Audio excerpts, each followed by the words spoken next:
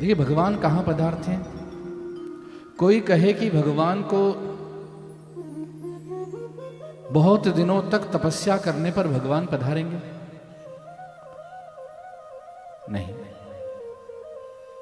अगर ऐसा था तो अजामिल के एक बार नारायण से उच्चारण से भगवान कैसे आ गए?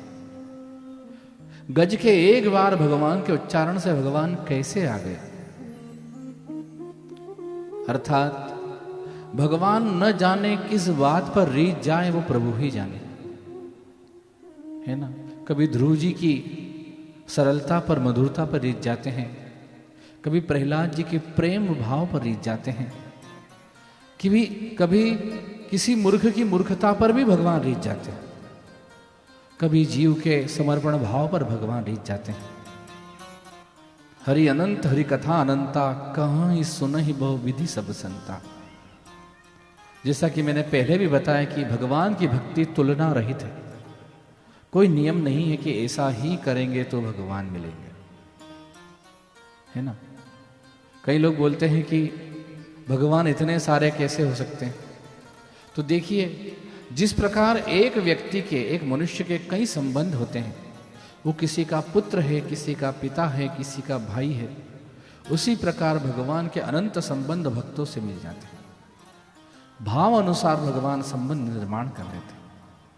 और भगवान की भक्ति का कोई ऐसा नियम नहीं है कि आपको ऐसा ही करना पड़ेगा। जब मनुष्य सुंदर भाव से भगवान को समर्पित भाव से याद करता है, वही भगवान को सर्वप्रिय है।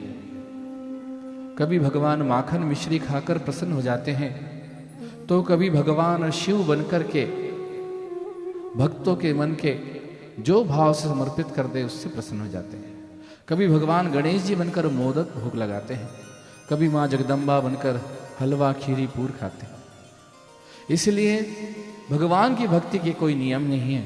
जो भक्त भगवान को जिस भाव से भजता है वो उसे पा लेता है। आवश्यक है कि भगवान का भजन।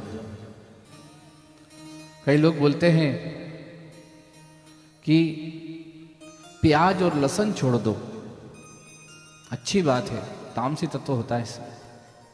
प्याज लहसुन तो छोड़ो ही छोड़ो, लेकिन साथ साथ मन की जलन भी छोड़ दो,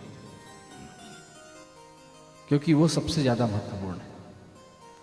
यदि मन की जलन नहीं छूटी तो प्याज और लहसुन छोड़ने से कोई लाभ नहीं। छोड़ना है तो पहले मन की जलन छोड़ो और साथ साथ में प्याज और लहसुन छोड़ो।